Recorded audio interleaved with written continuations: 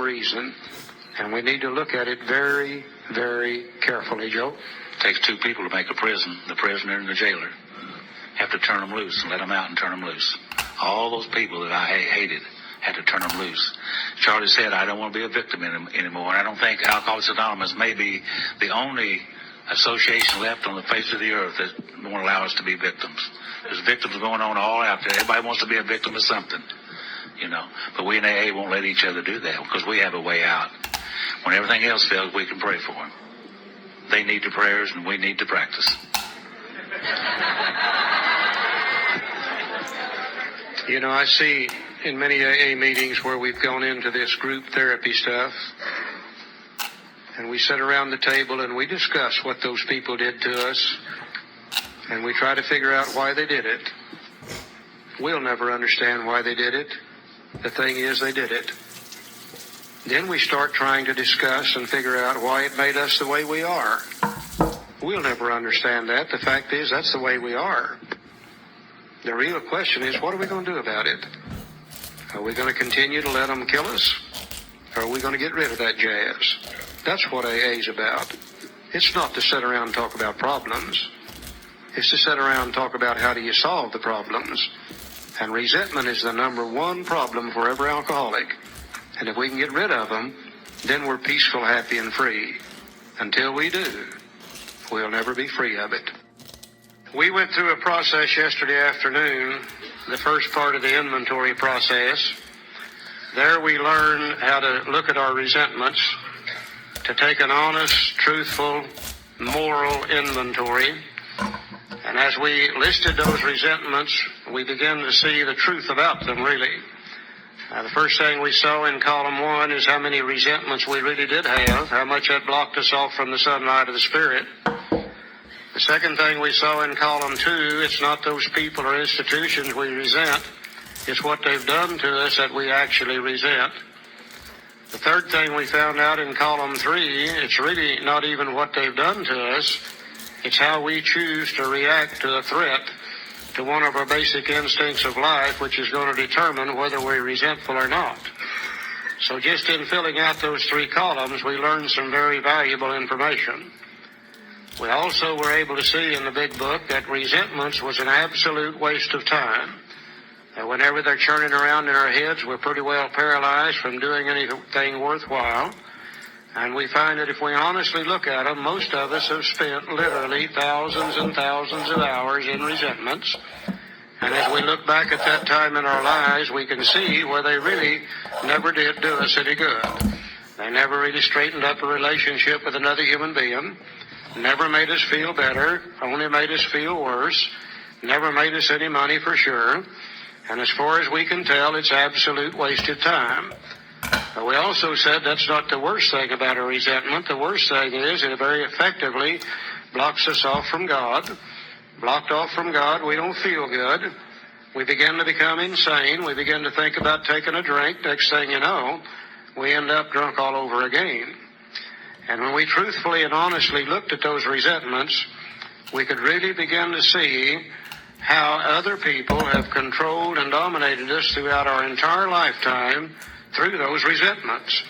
Now, we always thought that we had it under control, that we determined what we said and what we did, but we suddenly realized that we really have done nothing but react to others through our resentment toward them.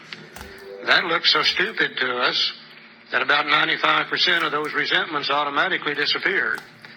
The other 5% that was so deeply embedded, we found through prayer that we could remove them also, so we could be resentment-free if we follow the procedures outlined in the big book.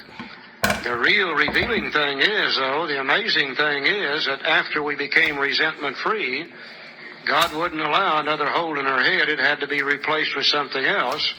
The only thing that could replace it was the opposite of the resentment. And where we used to feel resentment, we now feel serenity, a little peace of mind, a little happiness, compassion, goodwill, love. Those are all God's thinking rather than our individual thinking. And we found that that came to us automatically. Those things had always been a part of us, We just never could use them before. Now the resentments are gone, then God's thinking automatically begins to replace the resentment, and we're much less chance of getting drunk now than we were when we started the process. We went back to the resentment sheet, and we looked at it from an entirely different angle now. We began to look at it to see what had we done to set that thing in motion, or what did we do we had never looked at before. And in our fourth column, we found that in almost all cases, whatever the resentment was, we ourselves did something to set it in motion. And we hurt other people. They retaliated. We resented. We played the resentment over and over and over, distorted the picture, finally transferred all blame to other people. A good practicing alcoholic has to be able to do that. We just couldn't live if we didn't have that ability. So we really, in the fourth column, really did begin to look at the truth of the resentment to see the part that we had played. And in most cases, we ourselves set the ball rolling. We looked in the fifth column to see the exact nature of that resentment. The resentment was the wrong, but what was at the actual core of it or at the center of it? And in the fifth column, we found the type personality that we had developed through our years of living on self-will and living as a practicing alcoholic. And we found just about every time we had hurt anybody in the past, it was either through selfishness or through dishonesty or because we were self-seeking frightened or through inconsideration of other people.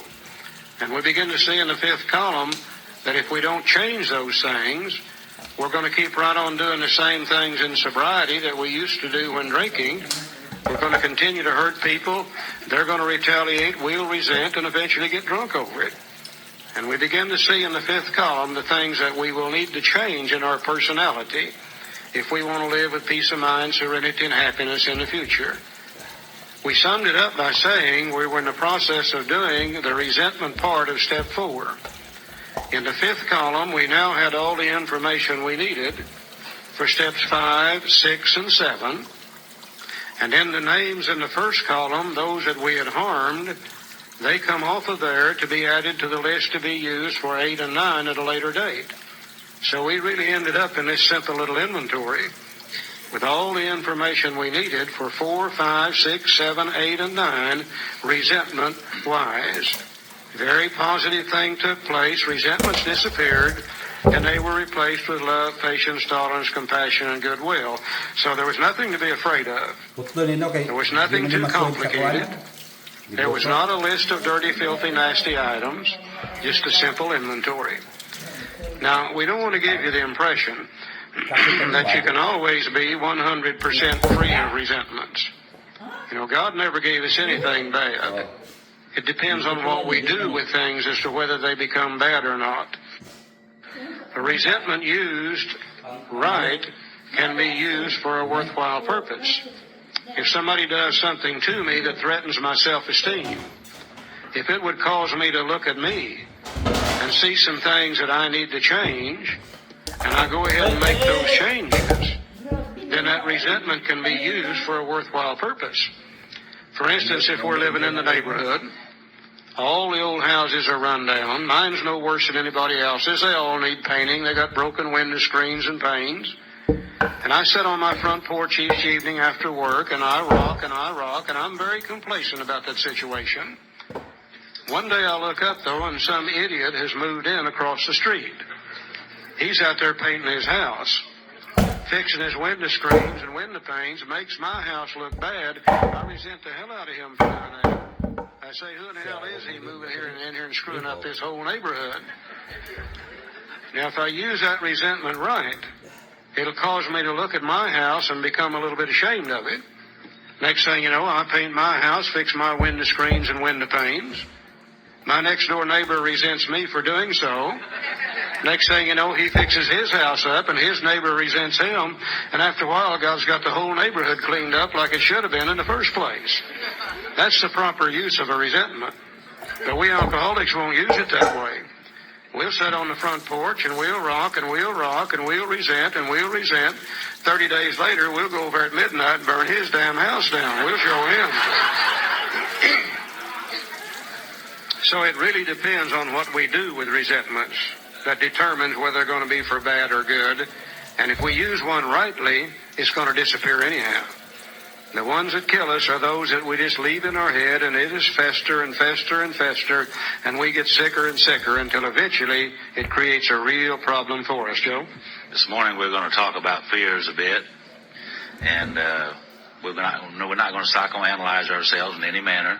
We're simply going to do like the book suggested yesterday. We're going to find the facts. We're going to face the facts, and eventually through this process we're going to accept the facts as they really are. Truthfully. And it says also that when the spiritual malady is overcome, we straighten out mentally and physically. The spiritual malady not only is my relationship with God, but my relationship with me, my mental attitudes, and my relationship with other people. So that's just another form of spiritual malady that I had. And Dr. Jung said we're going to have a look at our ideas, emotions, and attitudes. And that's what we're doing through this inventory process. Ideas, emotions, and attitudes, and see where they came from. And if we will, we'll go back now to page 18. Gatanaw pa nimo. I'm going to read this little paragraph that tells my whole story in one little paragraph. It says an illness of this sort involves those about us in a way no other human sickness can.